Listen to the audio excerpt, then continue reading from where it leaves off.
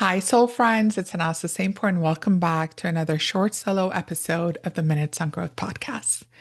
Today, I want to talk about something that's coming up a lot in client sessions lately, and something I think many of us are quietly feeling as we head into the holiday season, and that is the invisible mental load. This episode is here to shed light on what it is, how it shows up, especially during the holidays, and most importantly, how we can start navigating it together with our partners without judgment, without blame, shame, or frustration. So let's dive in. What is the invisible load? The invisible load is the ongoing mental to-do list running in the background of our minds. It's the open tabs. And it's not just what needs to get done, it's the tracking, the remembering, the anticipating, and emotionally managing everything and everyone.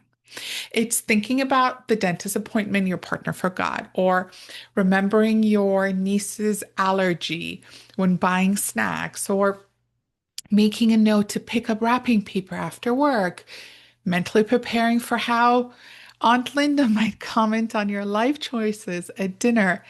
None of these are urgent, but all of them are essential. And for many, especially women, the burden of this invisible load gets heavier during the holidays. So let's start by breaking down the invisible load and looking at the different categories of mental load. Because when I work with clients, I have a PDF we go through. They are always surprised at the different domains that exist of the invisible load because many of them haven't actually taken the time to think about it because again, it's the invisible load. So, for example, scheduling doctor's appointments, RSVPs, pickups, drop-offs, social planning, gifts, parties, family traditions, household management, groceries, cleaning, decorations, health, managing medications, mental health check-ins, kid sniffles, finances, holiday spending, budgeting, tracking receipts, emotional tracking, who's okay, who's upset, who needs cheering up.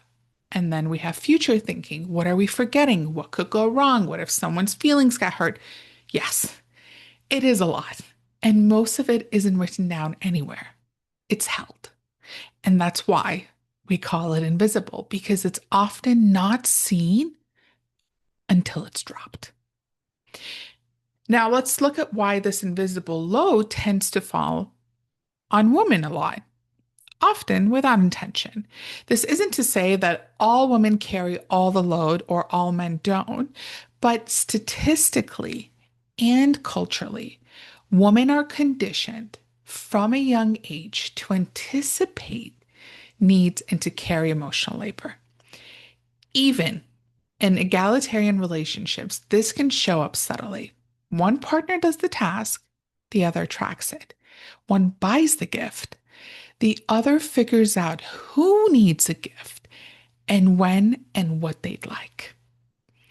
So many couples I work with, I can't even count them, aren't in conflict because they don't love each other, but because they're swimming in that silent resentment. And now that we're approaching the holiday season, that resentment can grow if we don't get proactive with it. Because the holidays, they layer on more social obligations, more spending, more expectations, internal and external, more emotional labor, managing family dynamics, traditions, kids' excitement, and all of that. And if we're not talking about it, the partner carrying the invisible load becomes overwhelmed, often silently until they snap or they shut down. But here's the good news, it doesn't have to be that way. If you've been following my work or the podcast, you know that I love to Turn the theory into practice. So let's take a look at what partners can practically do. Let's get actionable. Here's some ways to be a better teammate this season. Remember, we're on the same team. The first is to ask the simple question: is there anything you're keeping track of mentally that I can take off your plate completely? Again, is there anything you're keeping track of mentally that I can take off your plate completely? Two, take ownership, not just help. So instead of saying, tell me what to do, choose a category and fully manage it. For example, love, I'm going to handle all the gift planning for your side of the family. Ooh, I cannot tell you how powerful and impactful it is when that ownership comes into the scene of, I got this. You don't need to do anything. I'm going to handle this and I'm going to do it fully, completely from A to Z. The third is to create a shared doc or checklist. So maybe like write down the categories that I mentioned earlier and split them up.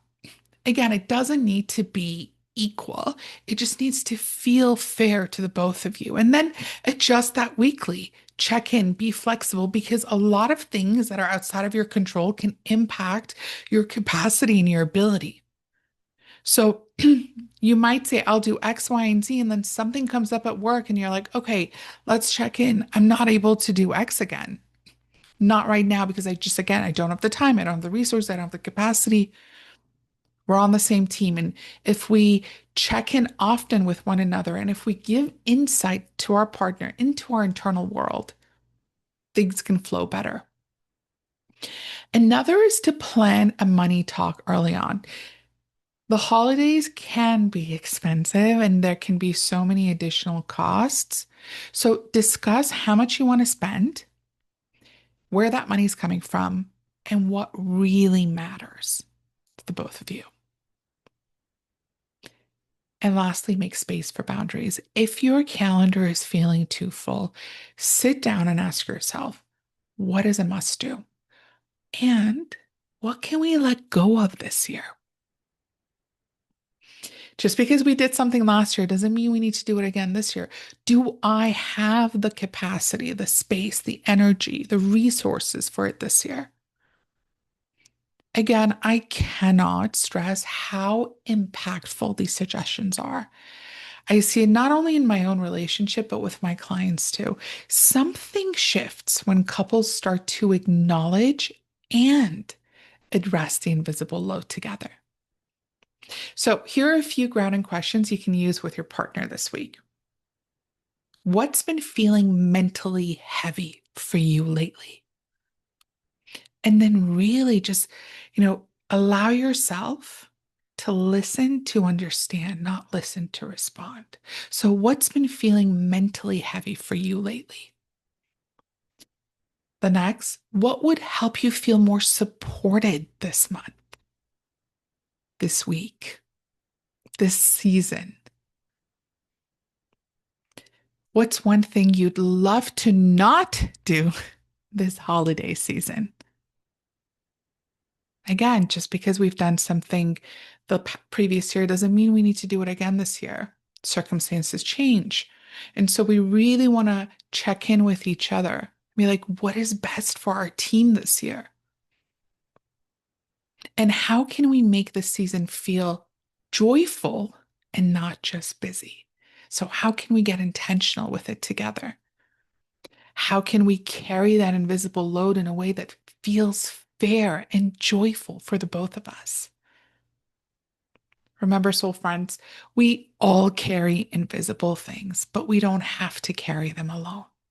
The goal here isn't to point fingers, to blame, but it's to build awareness, trust, and true partnerships, especially during busy seasons. If this resonated, feel free to share it with your partner or someone in your life who might need to hear it. And then take a few minutes today to ground yourself, to check in with yourself and with each other if you're in a relationship. You deserve ease, support, and softness, not just for the holidays, but always. Thank you so much for listening. Speak soon.